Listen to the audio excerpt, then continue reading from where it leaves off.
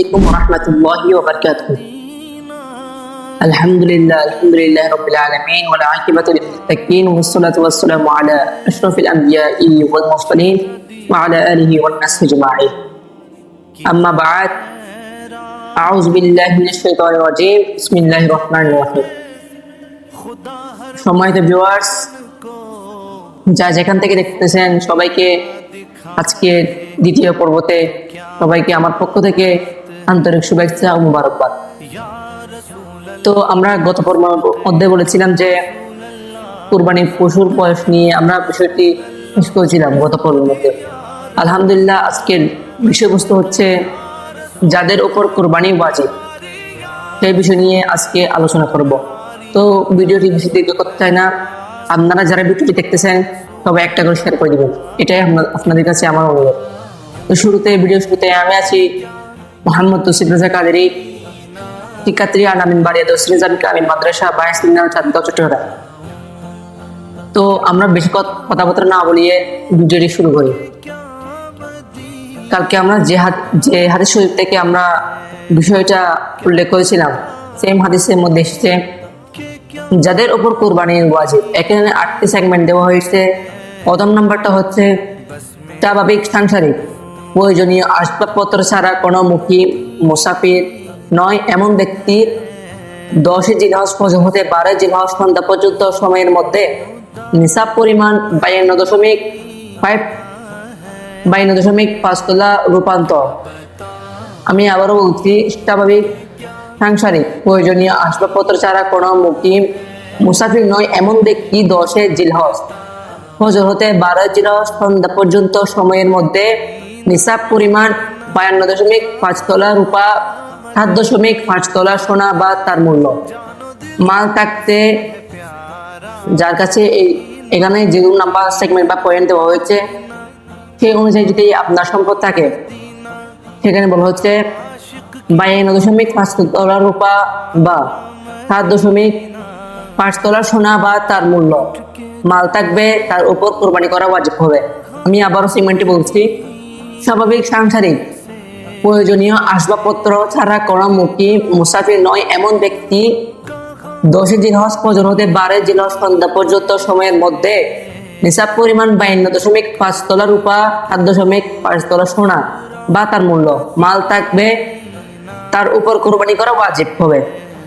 দ্বিতীয় সেগমেন্ট, কোরবানি ওয়াজিব হওয়ার জন্য যাকাতের নিসাবের মতো সম্পদের 1 বছর অতিবাহিত হওয়া শর্ত নয়। আমি আবারও উল্লেখ করতেছি, কোরবানি ওয়াজিব হওয়ার জন্য যাকাতের নিসাবের মতো সম্পদের 1 বছর অতিবাহিত হওয়া শর্ত নয়। যে অবস্থায় তাৎকায়ে ফিতর ওয়াজিব হয় ওই অবস্থায় কোরবানি ওয়াজিব হবে। অর্থাৎ কোরবানি ওয়াজিব হওয়ার জন্য যাকাতের নিসাবের মতো সম্পদের 1 বছর অতিবাহিত হওয়া শর্ত থাকবে না, বরং এখানে বলা হয়েছে যে অবস্থায় তাৎকায়ে ফিতর ওয়াজিব হয় ওই অবস্থায় কোরবানি ওয়াজিব হবে। 3 নম্বর, মুসাফির ব্যক্তি, অর্থাৎ আপনি এখান থেকে অন্য জায়গায় গেলেন, আপনি ঘর থেকে 40 কদম বাহিরে চলে গেছেন, তাই আপনি মুসাফির হয়ে গেলেন। মুসাফির হওয়ার পর আপনার উপর সে কুরবানি ওয়াজিব হবে না। এখানে এসেছে 3 নম্বর সেগমেন্টে এসেছে মুসাফির ব্যক্তির উপর কুরবানি ওয়াজিব নয়। 4 নম্বর, কোন মহিলা নিসাব পরিমাণ মালের মালিক হলে তার উপর কোরবানি ওয়াজিব। অর্থাৎ প্রথমে যে সেগমেন্টে আমরা যে সোনা বা রূপা নিয়ে কথা বলছিলাম, সেখানে ধরা হচ্ছে কোন মহিলা যারা এই ভিডিওটি দেখতেছেন তারা একটু ভালো করে এই মেসেজটি শুনবেন। কোন মহিলা নিসাব পরিমাণ মালের মালিক হলে তার উপর কোরবানি ওয়াজিব। 5 নম্বর, নিজের পক্ষ থেকে কোরবানি করা ওয়াজিব। অর্থাৎ আমি যদি চাই, আমার থেকে ধন সম্পদ আছে এই সেগমেন্টে 7 নম্বর সেগমেন্টটি খুবই গুরুত্বপূর্ণ, আপনারা এটাকে মিস করবেন না। 7 নম্বরটা খুবই গুরুত্বপূর্ণ। আমি আবার বলছি, 7 নম্বরটা বেশি গুরুত্বপূর্ণ। এখানে 5 নম্বরে বলা হচ্ছে নিজের পক্ষ থেকে কোরবানি করা ওয়াজিব। অর্থাৎ আপনার কোনো ইনভেস্ট নাই, আপনার কোনো কিস্তি বা কে আপনার থেকে টাকা পাচ্ছে না, সেরকম হলে আমার নিজে থেকে টাকা আছে, বাড়ি আছে, আপনি যদি চান আপনার নিজে থেকে কোরবানি করা উচিত, তাহলে আপনি কোরবানি দিতে পারবেন, কোনো সমস্যা নেই। 6 নম্বর, নিসাব পরিমাণ সম্পদের মালিকের উপর শুধুমাত্র একটি কোরবানি ওয়াজিব, একাধিক কোরবানি ওয়াজিব নয়। অর্থাৎ এখানে যেগুলো আমরা শুরুতে বলেছিলাম সোনা বা রূপা নিয়ে, সেখানে বলা হচ্ছে নিসাব পরিমাণ সম্পদের মালিকের উপর শুধুমাত্র একটি কোরবানি ওয়াজিব, অর্থাৎ আপনি একটা পশু দিয়ে কোরবানি ওয়াজিব করতে পারবেন, একাধিক কোরবানি ওয়াজিব নয়। 4 নম্বর, 4 নম্বরটা একটু ভালো করে, বেশিরভাগ আমাদের বাংলাদেশে বেশিরভাগ মানুষ কিস্তি বা আপনার কাছে অনেকে টাকা পায়, সেরকম বাংলাদেশের মানুষ বেশি আছে। আপনারা হয়তো আপনি কিস্তি থেকে টাকা নিচ্ছেন, সেই টাকা দিয়ে আপনি কোরবানি করতেছেন। আপনি কিস্তি থেকে টাকা নিচ্ছেন, সে টাকা দিয়ে আপনি কোরবানি করতেছেন, সেই কোরবানিটা হবে না, সেটা আপনার জন্য হারাম, সেটা আপনার জন্য হারাম হবে না।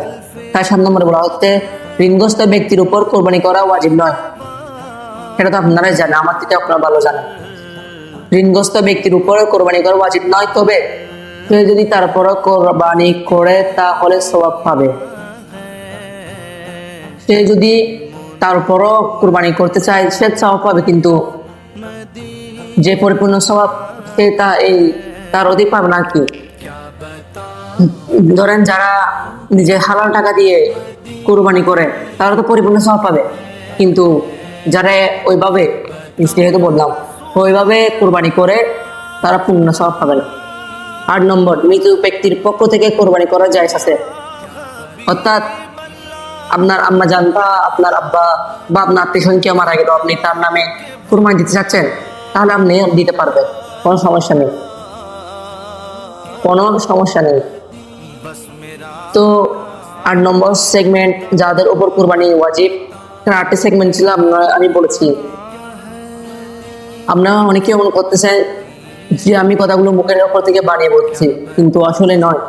আমি এটা আবার দেখাচ্ছি, আমি ভিডিওতে দেখাই, কারণ এই ভিডিওটি অনেক ব্যক্তি আছে আমার দূর ধরবে, কিন্তু ভুলটা দেখাই দিবে না। সবার চাই আমার দূর ধরতে, কিন্তু ভুলটা কেউ দেখাই দিবে না। আমি প্রমাণ নিয়েই কথা বলি। আপনারা দেখতেছেন আমার কাছে একটা কিতাব আছে, এখানের মধ্যে আছে যাদের উপর কোরবানি ওয়াজিব। এখানে 1 থেকে প্রায় 8টি সেগমেন্ট রয়েছে। তারপর 8টি সেগমেন্টে আপনাদেরকে বলেছি আপনারা এই অনুযায়ী কোরবানি করবেন। যাদের উপর ওয়াজিব সেগুলো এখানে বলা হয়েছে। ইনশাআল্লাহ কোরবানির আগে যে কয়দিন আছে আমরা চেষ্টা করব আপনাদেরকে নিয়মিত ভিডিও দেওয়ার জন্য। আপনারা ভালো করে একটু আমাদেরকে সাপোর্ট করবেন। তো সিংবাঙ্গা গ্লাস কাটা সেরকম গরু কিনবেন না, বেশি ছোট গরু কিনবেন না। গরু বা মহিষ এগুলো বয়স সর্বনিম্ন 2 বছর হতে হবে। বকরিতে বললাম, বকরি তো ছাগলের বয়স সর্বনিম্ন 1 বছর হতে হবে। উটের ক্ষেত্রে 5 বছর হতে হবে।